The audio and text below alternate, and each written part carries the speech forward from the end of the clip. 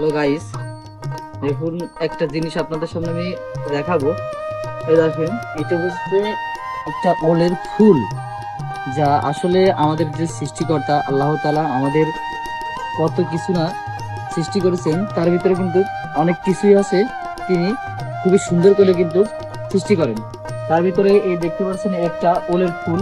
আপনারা এর আগেও দেখেছেন কিনা জানি না। দেখেন যে কত সুন্দর, কত বড় একটা ওলের ফুল।